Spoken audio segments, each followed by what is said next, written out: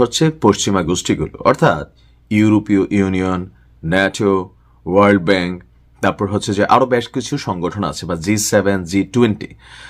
Basically তারা পৃথিবীতে নির্ধারণ করে কোন দেশের অর্থনীতি কেমন হবে, ওই দেশের সরকারে কারা থাকবে, ওই দেশটাকে আসলে কি সন্ত্রাসী রাষ্ট্র হিসেবে ঘোষণা দেবে, ওইখানে শাসনকারী বা শাসক গোষ্ঠী যারা আছে তাদেরকে পৃথিবী কিভাবে ডিল করবে, পৃথিবীর দরিদ্র দেশগুলো তাদের সাথে কি সম্পর্ক রাখবে নাকি রাখবে না, এই সকল বিষয় যারা নির্ধারিত করে তারা হচ্ছে ইউরোপীয় ইউনিয়ন এবং পশ্চিমা শক্তি।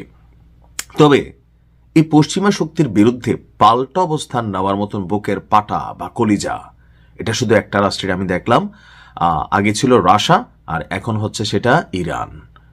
রাশিয়ারটা মাইনা নিতে পারি যে সামরিক শক্তি, অর্থনীতি, ওয়ার্ল্ড ওয়াইড তাদের যে কানেক্টিভিটি বা একসময়ের পরাশক্তি, কিন্তু ইরান দেখেন ছোট্ট একটা রাষ্ট্র, কিন্তু আজকে ইউর বিরুদ্ধে পাল্টা যে পদক্ষেপ নিয়েছে, এই পদক্ষেপে দুইটা জিনিস তো স্পষ্ট, যে বলা হচ্ছে আগামী 48 ঘন্টার মধ্যে ইরানে বড় ধরনের একটা অভিযান চলবে। সেই অভিযানে ইউরোপীয় ইউনিয়ন যে একাট্টা হয়েছে আমেরিকার সাথে, সেটার বিরুদ্ধে ইরান তাদের প্রতীক অবস্থান নিয়েছে। এমনকি যে তোমরা বললেই আমরা ভালো আর তোমরা বললেই আমরা খারাপ, এই নীতি থেকে বের হয়ে আসা, তোমাদের বিরুদ্ধেও আমরা ব্যবস্থা নিতে পারি, সেই রুলসটাই অ্যাপ্লাই করে বসেছে ইরান। তবে পরিণতি খারাপও হতে পারে। ইউরোপীয় ইউনিয়নের সেনাবাহিনীকে সন্ত্রাসী গোষ্ঠী হিসাবে ঘোষণা করেছে ইরান। তেহরানে সাম্প্রতিক বিক্ষোভে সরকারের যে পতনের জন্য বা যেই আপনার কি বলা হয় যে নিজেদের সরকারকে ব্যালেন্স রাখার জন্য ইরানের সরকার বা পুলিশ বা সেনাবাহিনী বা আইআরজিসি তারা যে ব্যবস্থা নিয়েছিল, সেই ব্যবস্থার পর আপনার আইআরজিসিকে অর্থাৎ ইরানের যে রাজকীয় বাহিনী আছে তাদেরকে সন্ত্রাসী গোষ্ঠী হিসাবে আপনার উপাধি দিয়েছিল ইউরোপীয় ইউনিয়ন।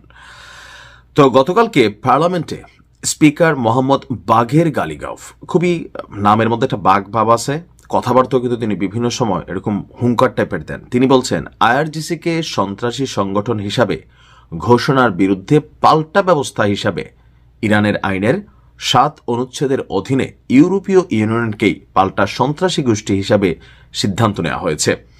ইউরোপীয়রা আসলে নিজেদের পায়ে কুড়াল মারছে এবং আবারও মার্কিনীদের অন্ধ আনুগত্যের মাধ্যমে তাদের নিজস্ব জনগণের স্বার্থের বিরুদ্ধে সিদ্ধান্ত নিয়েছে। গত বৃহস্পতিবার ইউরোপীয় ইউনিয়নের আপনার পররাষ্ট্রনীতি প্রধান যিনি আছেন কাজা কালাস, তিনি আইআরজিসিকে ব্লকের তকমা ঘোষণা দেন। বলেন দমন পীড়নকে ছাড় দেওয়া হবে না। যে কোনো শাসন ব্যবস্থা তার নিজের হাজার হাজার মানুষকে যখন শেষ করে দেয়, সে নিজের পতনকেই ডেকে আনে। মার্কিন গণমাধ্যমগুলো বলছে, মানবাধিকার সংস্থাগুলো বলছে, গত 28 ডিসেম্বর থেকে শুরু হওয়া দেশব্যাপী বিক্ষোভের সময় 6,713 জনের মৃত্যু হয়েছে, আর আহতের সংখ্যা একটা হিউজ পরিমাণ। আর এই কারণে রাষ্ট্রীয় এই বাহিনীকে তারা আপনার সন্ত্রাসী বাহিনী হিসেবে কালো তালিকাভুক্ত করছে। এখন প্রশ্ন হচ্ছে এদের দেশে কেমন মানে ঘটনা ঘটে না?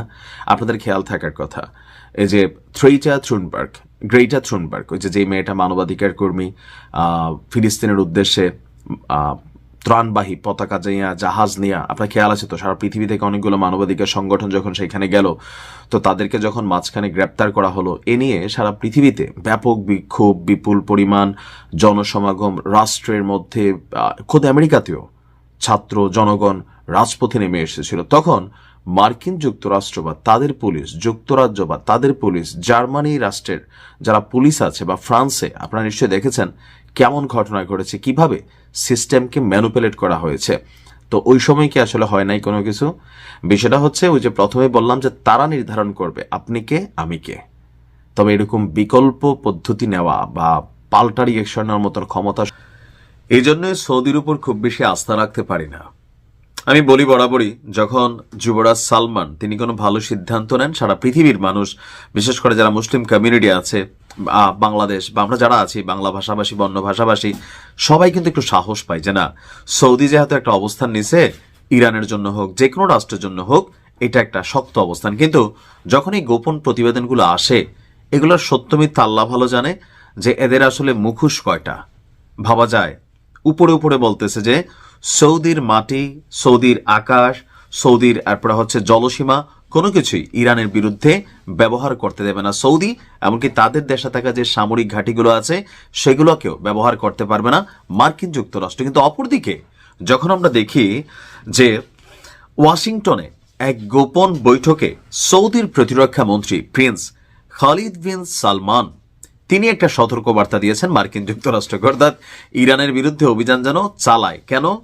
তিনি বলছেন ট্রাম্প যদি ইরানের বিরুদ্ধে তার অভিযান সম্পন্ন না করেন তবে তেহরানের সরকার আরো শক্তিশালী হয়ে উঠবে। ভাবা যায় যে ভাই এখনো যদি সাইজ না করেন তাহলে এরা কিন্তু আরো বাইরা যাবে।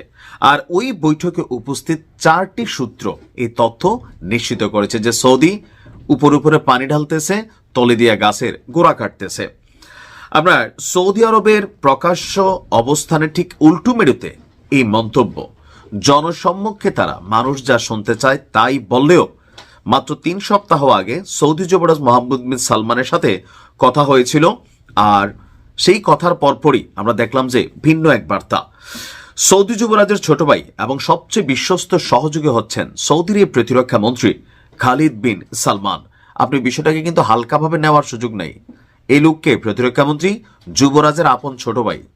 তার মানে 2 ভাই একসাথে বৈশা এক টেবিলে কথা বলে, একজনে জনগণের পক্ষে দেখায়, বক্তব্য দেয়, বিশ্বের আমরা যারা আছি তাদের ভক্তরক্ত দেখায়, আর তলে তলে সেখানে গিয়ে ঘটছে অন্য ঘটনা।